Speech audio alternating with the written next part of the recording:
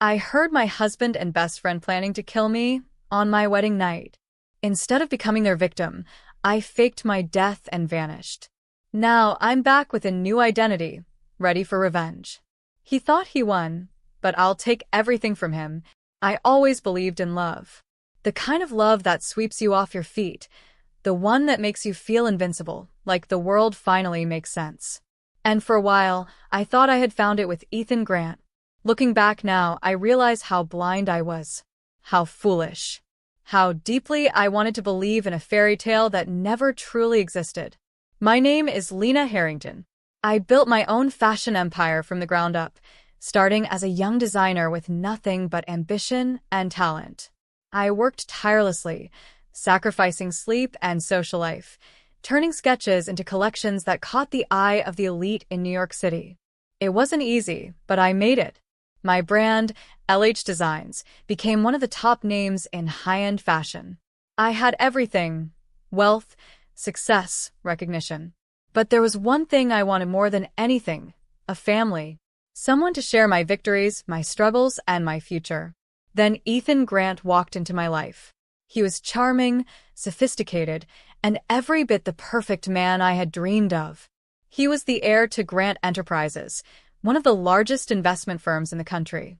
The media adored him, women desired him, and businessmen respected him. And yet, he made me feel like I was the only one in the world. Our romance was something out of a movie. Lavish dates, weekend getaways, whispered promises of forever. He made me believe in love again. When he proposed, I said yes without hesitation. The wedding was a grand affair, everything I had ever wanted. The dress, the venue, the guests, the vows, it was perfect.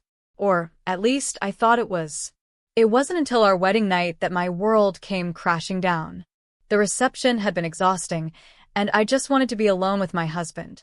Ethan had excused himself to take a business call, so I decided to surprise him in his study. But as I approached the door, I heard voices. Laughter. A woman's voice. Nicole Parker. My best friend since childhood. The woman I had trusted with my life. Curious at first, I leaned closer. But what I heard next turned my blood to ice. She bought every single lie. Ethan's voice was smug. I almost feel bad. Almost. Nicole laughed. Oh, please. Lena was always too naive for her own good. She thought you loved her? She had no clue you were just using her? My breath caught in my throat.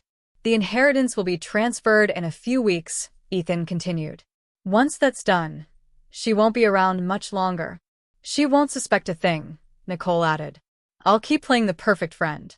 And then she'll be out of the way. I felt like I couldn't breathe. My husband. My best friend. They had been planning this all along. Every loving word.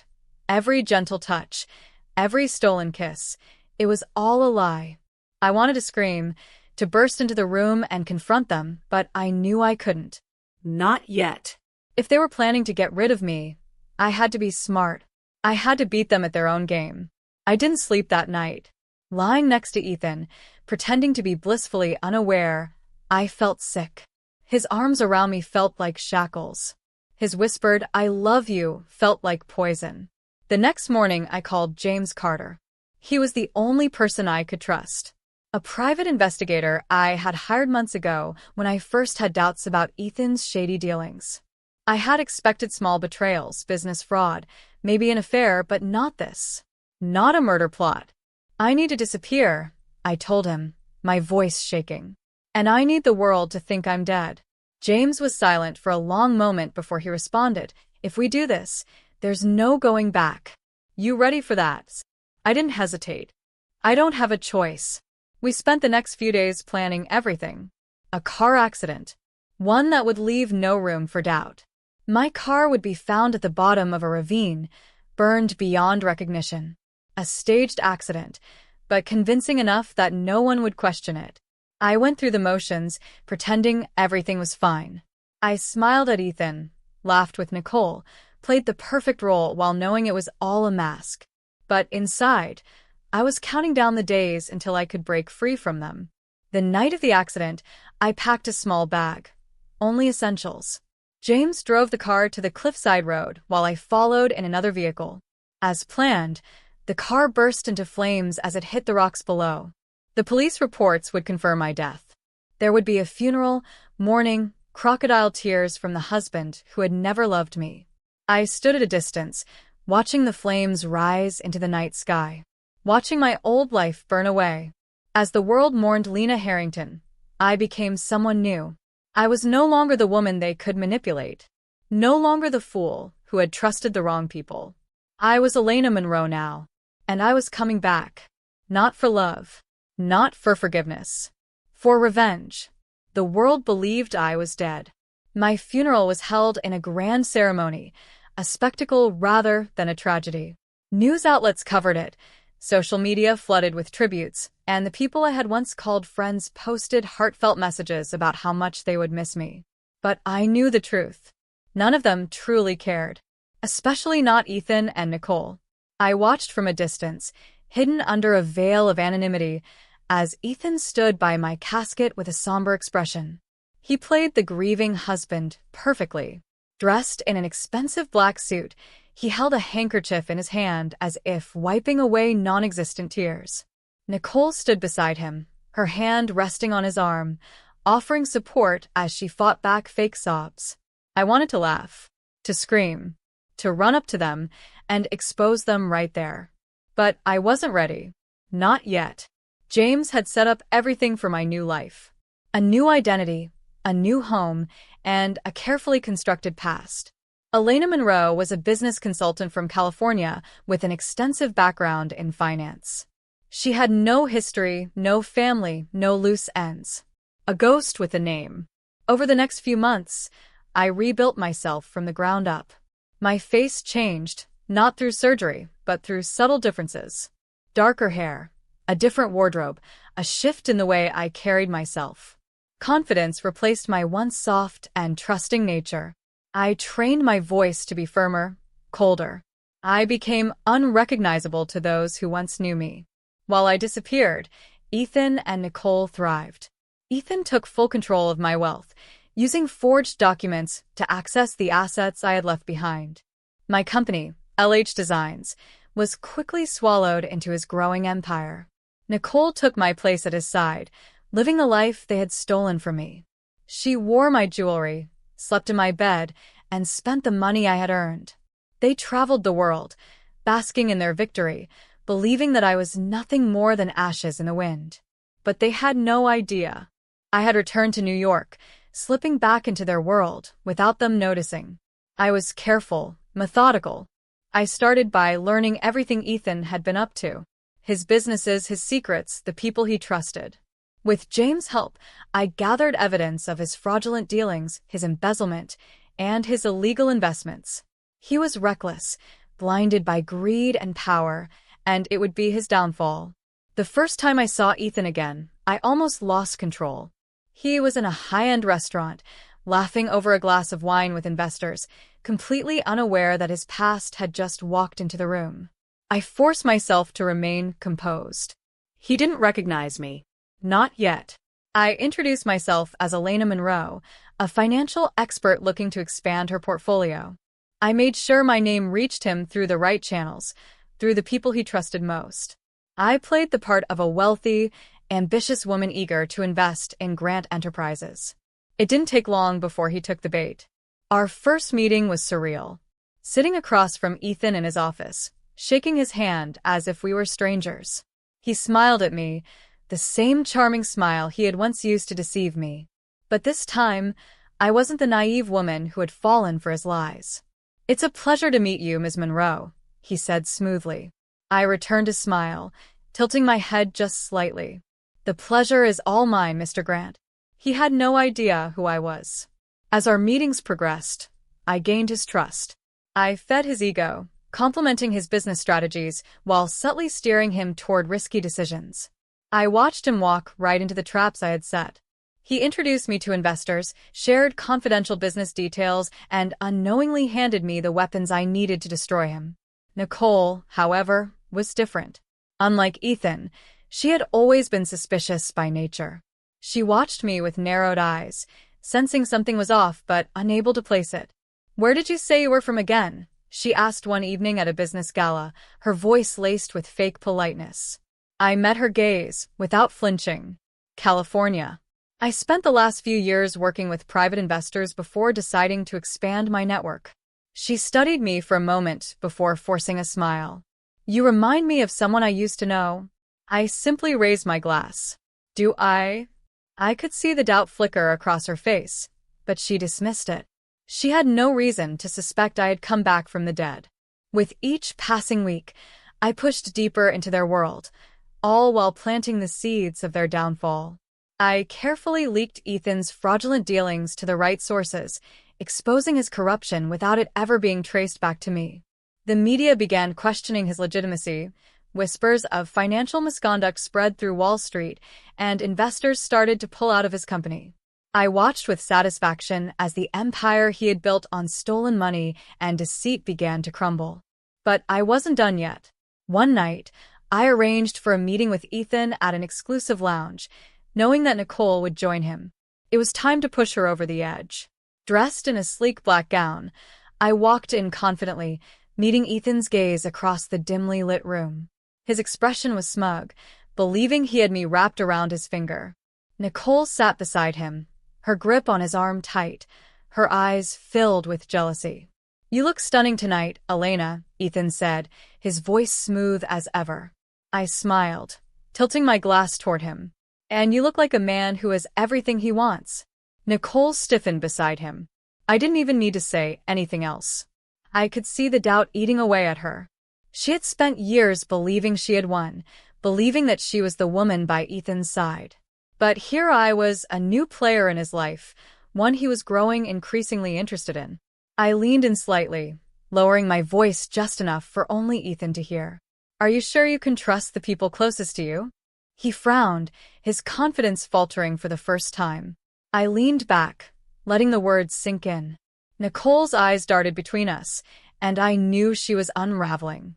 Doubt was a powerful weapon. That night, I left with the certainty that the cracks in their relationship had started to form. Nicole would begin questioning everything. And when the time was right, I would use that doubt to tear them apart completely. Revenge was a game of patience. And I was just getting started. The cracks had begun to show. I could see it in the way Nicole clung to Ethan, the way her once confident presence had turned restless and uneasy. She was questioning everything now, wondering if her place beside him was as secure as she had believed. And I made sure to feed that paranoia. Every interaction I had with Ethan was carefully crafted. A glance here, a subtle smile there. The way I let my fingers brush against his arm just enough to make Nicole notice. The power of suggestion was a dangerous thing. She had betrayed me, taken what was mine, and now it was her turn to feel the weight of betrayal pressing down on her. Ethan, of course, was completely oblivious. He thought he had me exactly where he wanted me, an eager business partner, a potential conquest. He was arrogant enough to believe I would fall for the same charm that had fooled me once before. But I wasn't that woman anymore. One evening, I arranged a meeting with Ethan at his private penthouse. He thought it was about business. I made sure it felt like more than that. Dressed in a sleek navy dress, I arrived late, just enough to make him wait.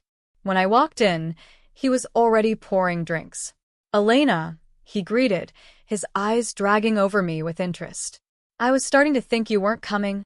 I smiled, taking the glass from his hand. "I like to keep people on their toes." He chuckled, settling onto the couch beside me. "I admire that about you. You have this energy. It reminds me of someone I used to know." I raised an eyebrow. "Who?" He exhaled, swirling his drink. "My late wife." His voice was smooth, almost sad, but I knew him too well. This was just another performance. I took a sip of my drink, watching him carefully. "You must have loved her very much." He looked at me then, holding my gaze. "She was important to me." I wanted to laugh. Important. That was all I had been to him. Not his love. Not his partner. Just a pawn in his game. I set my glass down and leaned slightly closer, just enough for him to feel it. "And yet, she's gone." Ethan's jaw tensed. Life is unpredictable, he murmured, shifting slightly. You never know who you can really trust. I smiled. Isn't that the truth? I let the moment hang between us before pulling away, standing up. I should go, I said, keeping my voice light. I just wanted to discuss the next phase of our investment plan. He watched me carefully, trying to read between the lines, trying to figure me out. But he wouldn't. Not until it was too late. As I walked toward the door, I paused, turning slightly.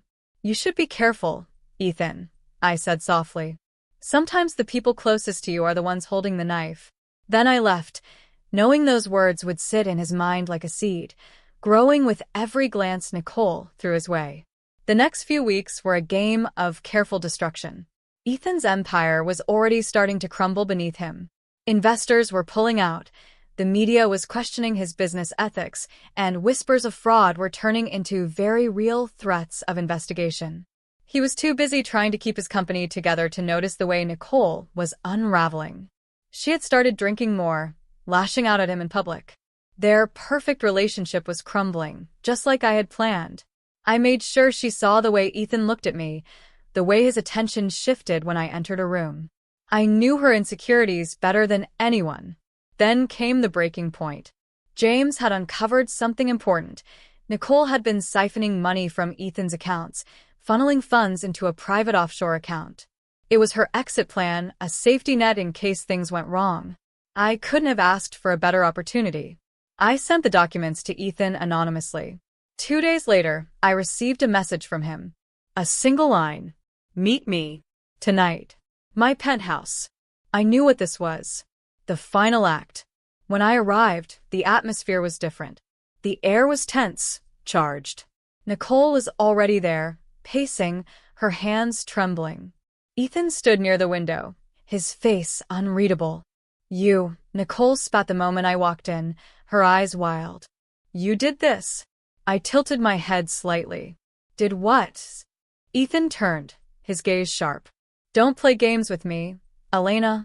I met his stare, unflinching. I don't know what you're talking about. Nicole stormed toward me, eyes burning with fury. You've been playing us from the start, she hissed. I knew something was off about you. Ethan cut in, his voice cold. Who are you? Silence filled the room. I smiled, slow and deliberate. The moment had finally arrived. I took a step forward, lowering my voice. You already know the answer, Ethan. His face paled slightly, his eyes searching mine. And then I saw it. Recognition. The pieces clicked together in his mind. His breath hitched. Lena, he whispered. Nicole stumbled back, shaking her head in disbelief. No. No, this isn't possible. She's dead. Her voice cracked, and I tilted my head. You what, Nicole? I asked, my voice ablade. Plotted to kill me? Ethan's hands clenched into fists. This isn't house. I stepped closer, watching them both crumble under the weight of their own betrayal. Did you really think you could bury me and move on? That I wouldn't come back? Nicole turned to Ethan, panic in her eyes. You said she was dead. You swore. Ethan was still staring at me, his face drained of all color. For the first time, he looked afraid. I let the moment stretch, let them feel the fear of what was coming. I spent months watching you take everything from me, I continued. My money, my business, my life. But what you didn't realize is that I was taking something from you too. Piece by piece. I turned to Ethan. Your empire is crumbling. Investigators are closing in. Your investors have lost faith. Soon there will be nothing left. Then I turned to Nicole, letting the final blow land. And you? Ethan knows everything. He knows about the money you've been stealing, the account you set up in secret. The betrayal. Nicole's face twisted in horror. Ethan? But he had already moved, grabbing the documents I had sent him earlier. He threw them onto the table. You lied to me, he hissed. Nicole turned, her face desperate. She's the liar. Ethan's voice was deadly quiet. Get out. Nicole froze, realization sinking in. I watched as everything shattered around them. And then, with one last glance at Ethan, I turned to leave. I had done what I came to do. But I wasn't finished yet. Not until I had destroyed him completely. Ethan Grant had lost everything. His company was collapsing, his investors had abandoned him, and his carefully curated reputation was in ruins. And yet, the best part of it all was watching him stand alone. Nicole was gone, her betrayal exposed, her desperate attempts to manipulate him falling apart as quickly as his fortune. I had watched the fight between them unfold, the shouting, the accusations, the desperation in Nicole's eyes when she realized Ethan would never forgive her. I didn't have to do anything else. They destroyed each other. But my revenge wasn't complete just yet. The final step came with the financial investigation I had orchestrated behind the scenes. The moment I had uncovered evidence of Ethan's fraudulent dealings, I made sure the authorities had all the information they needed. Every hidden account, every illegal transaction, every falsified report. The SEC was already circling, but with my help, they swooped in faster than he could react. The day the federal agents stormed his office, I made sure I was there to witness it. I watched from across the street as they led Ethan out in handcuffs, his face pale, his confidence shattered. The cameras caught everything, the once powerful billionaire dragged through the crowd like a common criminal. His business empire was officially dead. That night, I went to the penthouse one last time. He had been released on bail, but he knew what was coming. The case against him was airtight. He was done. He was waiting for me when I arrived, sitting in the dark, an empty glass of whiskey in his hand. The penthouse was no longer the pristine, elegant space it had once been. Papers were scattered everywhere, furniture overturned. A reflection of the man himself, broken, ruined. "You did this," he murmured, his voice hollow. I stepped inside, closing the door behind me. "You did this to yourself." His eyes met mine, no longer filled with arrogance but something else. Defeat. Regret. Fear. "You are dead," he whispered. I tilted my head. "Did you grieve me, Ethan? Did you lie awake at night thinking about how much you loved me?" His jaw clenched, but he didn't answer. We both knew the truth. He never loved me. I had been a means to an end, and in the end he had lost. "I don't understand," he finally said. "Why go through all of this? Why not just kill me?" I laughed softly. "Because death would have been too easy for you." I walked toward him, standing over him as he looked up at me, his entire world crumbling around him. "You see, Ethan, I didn't just want revenge," I said, my voice calm, steady. "I wanted you to suffer. I wanted you to know what it feels like to lose everything, to have your life ripped away piece by piece, to be betrayed by the people you trusted the most.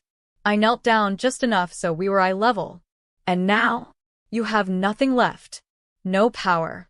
No company. No allies." His breathing was uneven. He ran a hand through his hair, staring at me as if seeing me for the first time.